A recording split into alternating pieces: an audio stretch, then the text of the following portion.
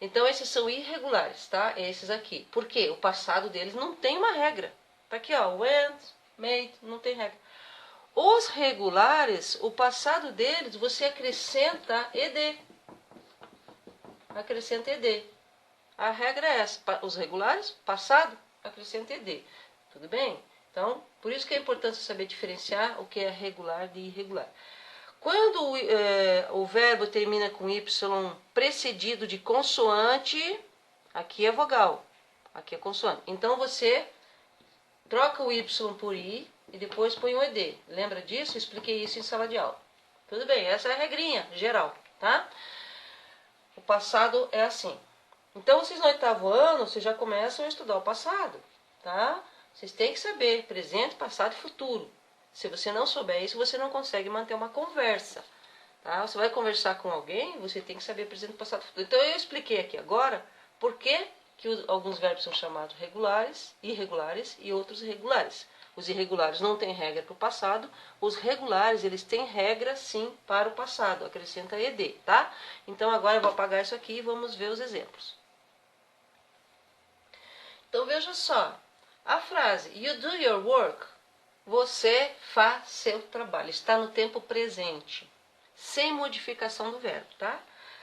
Se você for fazer essa frase no passado, tá? Qual que é o passado de do? Lembra que eu disse, estudem a listinha de verbos, senão você não consegue fazer. Tem que estudar. O do no passado fica did, tá? Então, you did your work. Qual que é a tradução? Aqui é você faz, aqui é você fez, tá? Então, aqui embaixo, you did your work, vai ficar você fez seu trabalho, tá? Então, peguei a frase no presente, fiz ela no passado, ok. Então, esse é um verbo irregular, veja que ele não tem regra para fazer o passado. Agora, nós vamos fazer ele, o que vocês viram nesse trimestre agora aí, vamos fazer ele no futuro. Olha que facinho que é. Você vai acrescentar uma palavrinha bem bonita, que é nome de gente, né? Tem até artista com esse nome Will, né? Will Smith, por exemplo. Então você vai usar o will, tá? Antes do verbo. Como que vai ficar a tradução disso? Aqui no Brasil, a gente não usa o presente simples para falar, a gente só usa para escrever. Em Portugal eles usam. Como que é o presente simples? Você fará. Dificilmente você fala com alguém assim, ó, nós iremos ao shopping hoje. Dificilmente alguém, como é que você fala? Você fala, nós vamos ao shopping. Já é uma outra maneira de falar. Você não fala assim, ó, eu estudarei hoje à tarde. Você fala, eu vou estudar. Então é uma outra situação, que eu já vou falar sobre isso, tá? Então, com will, vai ficar você ir... hoje eu estou pensando no ir ao shopping. Ô, Senhor. Você fará seu trabalho. Olha só. Tá vendo? Com o will, você não traduz o will. Ele vai mostrar que o verbo está no futuro. Certo? E você vai ver, inclusive, assim, ó. Você vai ver só o LL. Tá? Se você vê só o LL, você sabe que é o will, na verdade. You do your work. Tá? Então, sabe que o americano, principalmente, mais do que o britânico, eles gostam muito de cortar as palavras fragmentadas. Olha aqui, ó. You will do your work. Então, esse é o futuro, certo? Mas pensa assim, mas o futuro... Mas e se eu quiser falar eu vou fazer em vez de eu farei? Você vai fazer em vez de você fará. Eu vou mostrar para vocês. Então, como é que vai ficar? Em vez de você falar você fará, você vai fazer. Olha que interessante que fica. Você vai ter que acrescentar o to be mais o going. Tá? Fica uma frase mais comprida, ó. Tá? Vai ficar assim, you're going to do your work. Tá? Então aqui você não vai traduzir como você está indo fazer. Não, você vai traduzir como você vai fazer seu trabalho. Então esse é um outro futuro. É o futuro que chama-se immediate future, que é o futuro imediato, uns chamam de progressivo, sei lá. O nome não interessa. O que interessa é que você vai usar o to be, mais o going sempre vai se repetir, o verbo que você escolher. You are going to do your work. Tá? Você vai ver, a gente vê muito nas músicas, isso aqui, quase que não está aparecendo lá embaixo, né? Deixa eu abaixar um pouquinho, senão não vai aparecer onde que eu vou escrever aqui. Você vê nas músicas assim, ó. You're gonna do. Ó. Tá bom? Então, quando você vê esse gonna, você sabe que é o going, na verdade. É um defeito da língua. É a lei do menor esforço. É mais fácil falar. Em vez de falar, you are going to do your work, fala, you're gonna do your work. Muito mais fácil, mais rápido, né? Falar. Então, esses são dois tipos de futuro. Tá? O will, com o will é o futuro simples, simple future. E aqui com o go é immediate future, que eles chamam, que é um futuro também, que é um futuro composto, né? Que na verdade tem três verbos, esse verbo e esse verbo, por isso que fala composto. Assim é uma composição simples, a gente fala, quando fala presente simples, porque é um verbo só. Por que é composto? Composto é quando é dois ou mais verbos, tá? Vamos ver mais exemplos. Partindo praticamente do mesmo exemplo, o mesmo verbo do, que é o verbo fazer, né? You do the lesson, você faz a lição, certo? Mas na terceira pessoa, todo o tempo presente ele tem uma modificação, exceto nos modal verbs, é outra coisa. Mas nós estamos vendo aqui verbos irregulares e regulares. Então na terceira pessoa, que é a terceira pessoa? Eu, você, ele, ela, é a terceira pessoa. Eu, você, ele, ela, terceira pessoa, tá? Terceira pessoa do singular. Singular é uma pessoa só, né? Então aqui, he does. Então, você não vai fazer só do aqui. Ah, mas professor, será que se eu falar he do, eles vão entender? Eu pergunto para você, em português, se eu falar nós vai, você entende? Você entende, só que está errado. Se eu falar he do, você entende? Entende, mas está errado. Tá? Então, você fala aqui, you do the lesson, você faz a lição. He does the lesson. Então, aqui é ele faz a lição. Tá? Então, tem uma modificação. Tem uma regrinha para isso daqui, certo? Que eu já passei em sala de aula, mas eu acho que vocês nem devem lembrar. Terminação O, não acrescenta só S, você acrescenta ES. Então, eu vou apagar isso aqui e vou mostrar uma coisa para vocês. Então, assim, quando você faz o tempo presente, deixa eu subir aqui agora o negocinho aqui, tá? Você faz o tempo presente de qualquer verbo. Vamos pegar um verbo bem conhecido de vocês, que eu gosto muito de usar o play, porque o play é muito fácil. Então, é o verbo que eu acho que vocês mais usam, né? O pessoal gosta muito de jogos. Então, play é jogar. O que acontece no tempo presente? Simple present. Você acrescenta S aqui, ó. Então, esse aqui é o present. Simple present. Simple porque é um verbo só, por isso que fala simples. Tanto he quanto she, você vai falar she plays, he plays. E tem o it também, né? Tá? E tem o it também, tá? Que você vai usar com S aqui. Então, a terceira pessoa. Os plurais, tudo play. Então, na conjugação, olha como é que ele fica, ó. Ele fica tudo igual. Olha só, pessoal. Fiz uma besteirinha aqui embaixo. Olha como é fácil o inglês. Bem mais fácil que português. Tudo igual. No português é tudo diferente. Eu jogo, tu jogas, ele joga, nós jogamos, vós jogais, eles jogam. No português é todos diferentes, nenhum repetido. Em inglês é tudo repetido, exceto a terceira pessoa do singular. O resto é igual, é play, play. Por isso que eu digo para vocês, estudem verbos. No momento que você sabe essa palavra, você sabe praticamente toda a conjugação, né? Então, eu jogo, você joga. Existe o tu, tá, pessoal? O tu em inglês, eu já falei para vocês, vocês não devem lembrar, é thou. Se tornou uma coisa arcaica, você vai ver muito nos textos antigos e também na Bíblia. Na Bíblia você vê muito daí, tá?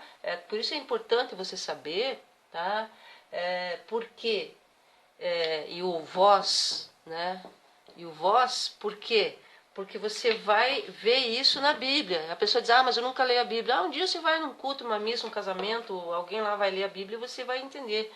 Então, por isso que é importante saber. Bom, então aqui está a conjugação do tempo presente simples. Acrescenta-se S para ele e ela, certo?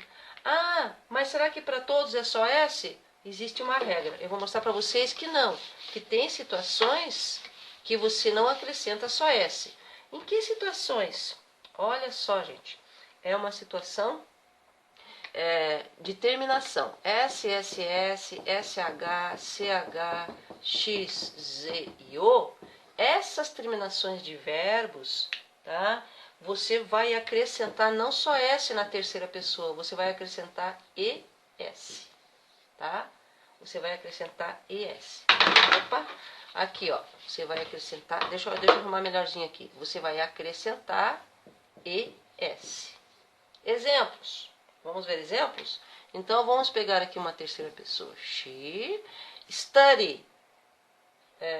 Não, study não. Study é uma outra situação. Vamos pegar aqui mesmo o go, que é o verbo ir, tá? Se eu pegar a primeira pessoa, é I go. Mas se eu pegar a terceira pessoa, tá dentro da regra do ES. ES. She goes. Significa ela vai. Tá? She goes, ela vai. Vamos pegar um outro verbo lá. O verbo lavar. O verbo lavar, que na primeira pessoa é wash. É eu lavo. SH. Tá aqui tá na regra? Então a terceira pessoa vai ficar washes. Com ES. Ela lava. Tá? Vamos ver se vocês estão enxergando embaixo ali. Tá bom? Ó. Então, essa regrinha é importante. Às vezes o pessoal passa os verbos e esquece de explicar essas regrinhas aqui, aí os alunos se perdem depois. Mas lembre-se disso. Memorize isso aqui. S, S, S, SH, CH, X, E, O. É bem fácil decorar. Você acrescenta ES só no presente, hein, pessoal? Na terceira pessoa do singular, para ele e ela, tá? Então, tem vários verbos nessa situação, tá? Tem vários verbos, tá? Então, tem verbo, por exemplo, aqui, ó, o verbo beijar, tá? O verbo lavar, tá? O verbo assistir, o verbo consertar, não me lembro nenhum com Z agora, o verbo, esse aqui, outros eu não me lembro agora. Mas tem vários verbos. O que você vai fazer então? Kisses, põe ES. Washes, põe ES. Assistir. Watches, tá? ES. Arrumar. Fixes. Do. Does. Entenderam, pessoal? Isso só no tempo presente, terceira pessoa do singular, ok? Se for outra pessoa, daí não tem o ES. I kiss, eu beijo. You kiss, você beija. Ele beija, he kisses. Ok? E essa regra também serve, sabe para quê? Para os plurais dos substantivos. Sabia? Também serve para os plurais essa regrinha do S, S, S, S, S, H, C, H, X, E, U. Ok? Então, vamos prosseguir. Vamos ver o verbo ter. Esse verbo é muito importante. O verbo ter é have, tá? Eu tenho. I have two trousers. Lembra que nós vimos roupas? Depende da localização. Assim como no Brasil, antigamente quando eu era criança, eu via muito a palavra pantalona. Aqui em espanhol também significa calça, né? Pantalona. Hoje não se ouve mais no Brasil pantalona para calça. Mas pantalona era calça. E pantalon é calça também em inglês. Mas eles falam pants, que sabe que em inglês diminui muitas coisas. Trousers também é calças, certo? Então são duas maneiras de falar calça. I have two trousers, I have two pants. Eu tenho duas calças, vamos supor assim, tá? A terceira pessoa, esse aqui ele se diferencia, tá? Você não vai acrescentar só o S. Quando você fizer a terceira pessoa, ele fica has, não vai ficar haves, tá? Então, a terceira pessoa para ele ou ela, he, she ou it, né? Ele não vai ficar haves, vai ficar has. Ele é uma exceção, certo? Então aqui a tradução é ele tem duas calças, tá? Ele tem duas calças, certo? Então, muito importante esse verbo. Esse verbo também tem uma seguinte situação. Esse verbo, o verbo ter, tá? Deixa eu ver se vocês estão enxergando ali em cima, tá? O verbo ter. Esse verbo ter, ele também é muito usado para comer e beber, tá? Quando você vê assim, I have lunch, você não vai dizer eu tenho almoço. Você sabe que lunch é um falso cognato, porque as palavras cognatas é quando elas são iguais, né? Como existe em inglês e português igual. Hospital, hospital, hospital. É um cognato, escreve igualzinho. Mas o lunch é falso cognato, não é lanche, porque lanche em inglês é snack. Snack, não snake, hein? Que snake é cobra, né? Snack, tá? Snack é lanche. Mas lunch é almoço. Quando você fala have lunch, você fala eu almoço. Eu almoço, tá? Quando você fala assim, I have water, o water, para o britânico é water, né? Para o americano water, eles nem pronunciam o T quase. Então, eu tomo água. Poxa, mas você aprendeu que beber é drink. Drink é o verbo beber. Você aprendeu também que eat, E-A-T, né? É o verbo comer. Beber, comer. Mas o have, ele substitui os dois. Você fala I have water, I have water. Eu bebo. Tá? Ok? Se você quiser, então, mudar aqui, ó. I have breads. I have breads. Tá? Eu como pão. Tá? Então, daí já muda aqui. Ah, mas você pode falar I eat bread, claro, tá? Então você pode falar I have bread e pode falar I eat bread, eu como pão. Ah, e se eu quiser falar assim, eu comerei pão amanhã cedo. Aí você vai usar o will, que a gente viu hoje. I will eat bread. Quando? Amanhã cedo. Tomorrow, que é amanhã. Morning. Em inglês é mais fácil, né? Às vezes eles falarem amanhã de manhã, eles não falam tomorrow morning, tá? Amanhã de manhã. Nem tem a preposição aqui. Eles tiram as preposições, né? A maioria. Quer dizer, eles usam bem menos preposição e conjunção do que nós. Entendeu isso do verbo ter? Então o verbo ter é muito usado. O verbo ter é usado também para conjugações compostas, né? Então, quando você quer falar assim, ó, eu tenho estudado. Então você vai ver o I have studied. Ó, eu tenho estudado, I have studied much. Eu tenho estudado muito. Então você vai ver o ter junto com outros verbos e conjugações compostas. Ok, pessoal? Acho que por hoje é só, né? Para não ficar muita coisa, tá bom? Até mais.